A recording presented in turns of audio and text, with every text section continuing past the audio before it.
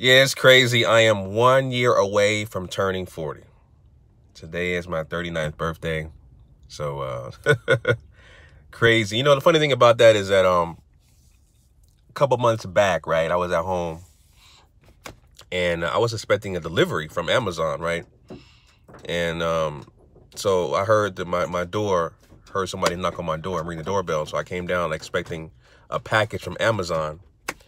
But it turns out it wasn't what I was expecting. It was somebody else who trying to sell me some goddamn cold cut meats out of his truck, which is crazy. I don't even know how he got into my community because we don't accept solicitors. But anyway, so basically when he came to the door, he was like, when he opened the door, he was like, "Can I speak to the owner of the house?" I was like, "That's me." He was like, "Oh, my bad, G." The black guy. He was a black guy. He was like, "Oh, my bad, man. You look so young. You look like you a teenager." I was like, "Yeah, man. I try to, I try to stay beyond my age." So, yeah, man. 39 going on 22. I try to pride myself on being youthful. But anyway, that's besides the point. But yeah, man, I went to go see, my wife and I, we went to go see a screening of the movie with Kevin Hart, The Upside. And I did bash the movie before it came out because I saw the trailer. I was like, yo, this shit, it's a subservient role. A black dude trying to take care of a white dude in a movie.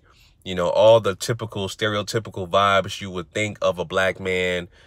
A guy out of jail with a criminal record trying to make things right with his life, turn his life around, and the only thing you can do, in modern society, in the eyes of white society, is trying to garner help from white society. And pretty much I was exactly right.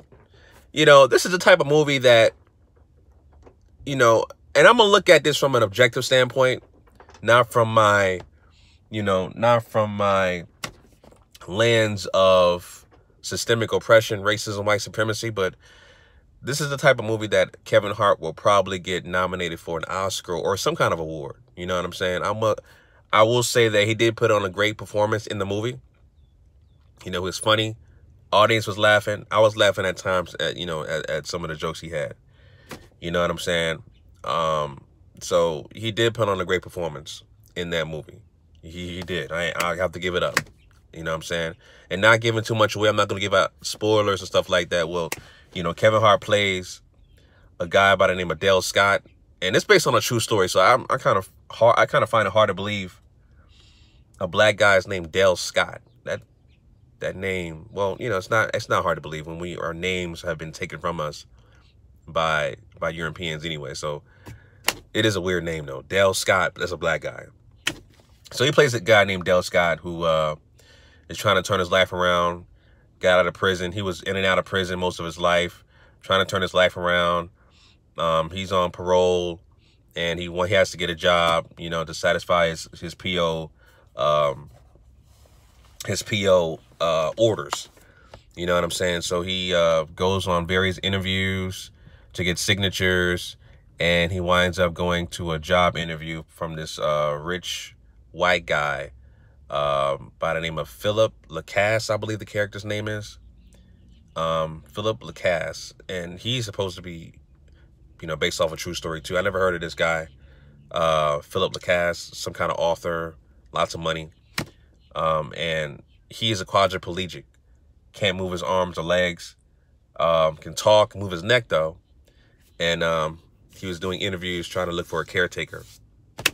So, somebody can basically wipe his ass, feed him, and stuff like that. Just basically like a house Negro.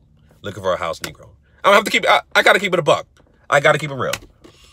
So, Kevin Hart interviewed and wind up getting the job, even though he was basically like the worst.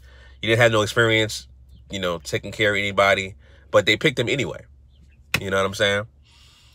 But throughout the movie, they wind up having a bond with the guy.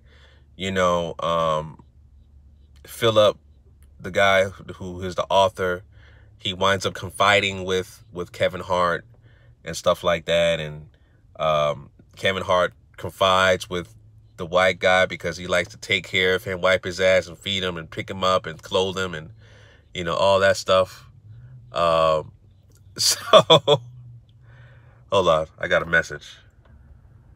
1 second. Hold on. Okay. But yeah.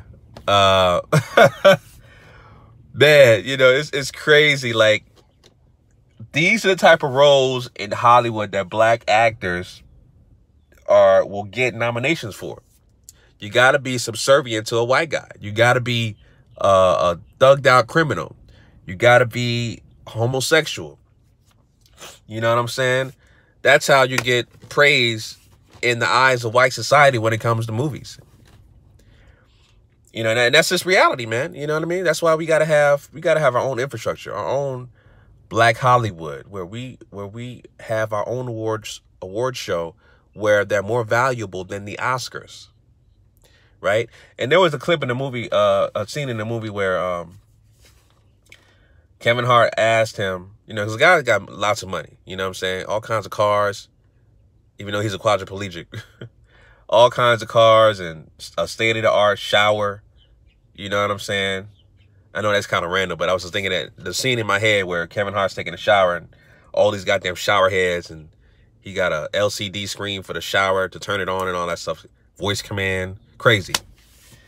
But there was a scene in the movie where Kevin Hart asked the guy, Philip, he's like, so you got more money than Jay-Z? And the guy was like, no. No, what'd he say? He said, so you're richer than Jay-Z? He said, no, I got way more money than Jay-Z. Something like that, to that effect. He's like, no, I got way more money than Jay-Z, to that effect. I'm paraphrasing. But the point is that the way they wrote that shit in the movie, to think that black people look at rappers as the upper echelon of being wealthy, without mentioning guys who are the most wealthiest people that ever walked the face of the planet that happens to be black, as in King Mansa Musa. You know what I'm saying? Nobody would ever touch how wealthy King Mansa Musa is. And, Hollywood, somebody, and I will help, we need to make a movie about King Mansa Musa. Straight up, man. I'm sick and tired of people thinking that rappers or Floyd Mayweather or somebody in the entertainment industry is the upper echelon of having wealth. And it's not even close. Oprah, not even fucking close. So we need to get our funds together, practice group economics, crowdfunding, and get a movie about King Mansa Musa, man. Straight up. Straight up, man. The wealthiest black man to ever walk the face of the planet. There needs to be a movie, a docuseries, all kinds of shit. All these Hollywood diversion tactics to, to either stereotype black society or pan black society and demonize us with the surviving R. Kelly documentary. That's why we need to divert and have our own. Straight up, man. Because, and I'm kind of diverting here, but, this surviving R. Kelly docuseries, we got Catholic priests out here raping, molesting, sodomizing children for goddamn centuries without no docuseries. You know what I'm saying? We got fucking Charlie Sheen out here infecting people with HIV knowingly, and there's no docuseries. Black society collectively as a group has been mistreated for over 500 years. There's no docuseries on our mistreatment. Straight up. You know what I'm saying? So this Hollywood-funded diversion tactic to stereotype and demonize black people, it's a tire tactic. That's why we need to have and control our own. Straight up. Bottom line. So anyway, those are my quick thoughts about the movie, The Upside. I saw the screening last night. Like I said, man, this is the type of role that Kevin Hart will probably get an Oscar nod for or some kind of nomination. You know what I'm saying? But I just don't like, the fact that we always have to bow down to white society in terms of the roles we play in movies.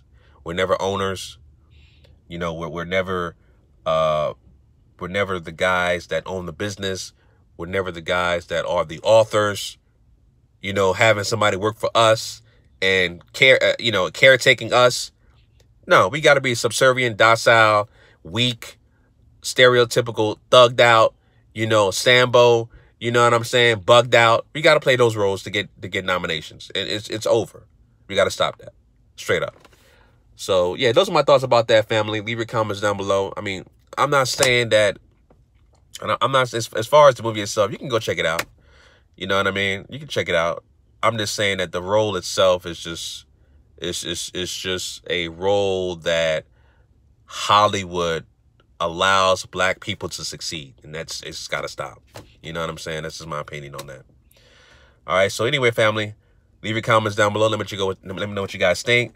Until next time, follow me on social media at GMOG Media TV. Also, my sneakers and lifestyle channel, GMOG Lifestyle, Sneakers and Fashion. All right, family, until next time, Chauncey, a.k.a. The Black Separatist, signing out. Peace.